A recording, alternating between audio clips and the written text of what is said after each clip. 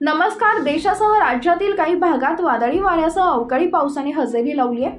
राज्याच्या काही भागात मोठ्या प्रमाणावर उष्णता जाणवू लागली आहे, तर चक्रीवादळामुळे पश्चिम बंगालच्या जलपाईगुडीमध्ये मोठ्या प्रमाणात नुकसान झाले आहे.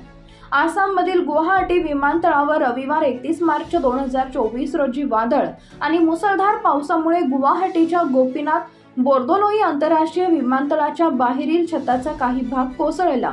तर महाराष्ट्रात काही जिल्ह्यांमध्ये गेल्या 2 ते 3 दिवसांपासून पावसाने हजेरी लावली आहे. पावसामुळे नागरिकांना उकाड्यापासून काहीसा दिलासा मिळालाय. आजही राज्यातील काही जिल्ह्यांमध्ये येलो अलर्ट जारी करण्यात आलाय. विदर्भ आणि मराठवाड्यासह मध्य महाराष्ट्रातही हवामान विभागाने 5 पावसाचा इशारा दिलाय.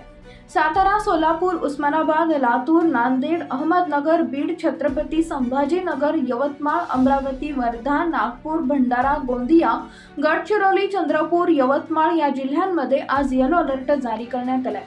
या ठिकाणी विजांच्या गडगडाटासह पावसाची शक्यता आहे. राज्याच्या काही भागात पावसाने हजेरी लावली असली तरी काही भागात कडक उन्हाळा जाणवू लागलाय. सोलापूर, धाराशिव, लातूर, नांदेड, चंद्रपूर, अकोला आणि यवतमाळ जिल्ह्यात पुढचे 3 दिवस उष्णतेच्या लाटेचा येलो अलर्ट देण्यात आलाय.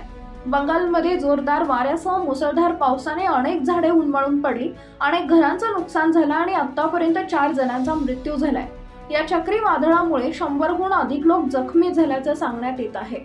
मुख्यमंत्री ममता बॅनर्जी यांनीही वादळानंतर निर्माण झालेल्या परिस्थितीचा आढावा घेतला. तसेच मृताच्या कुटुंबियांना मदतही जाहीर करण्यात आली आहे.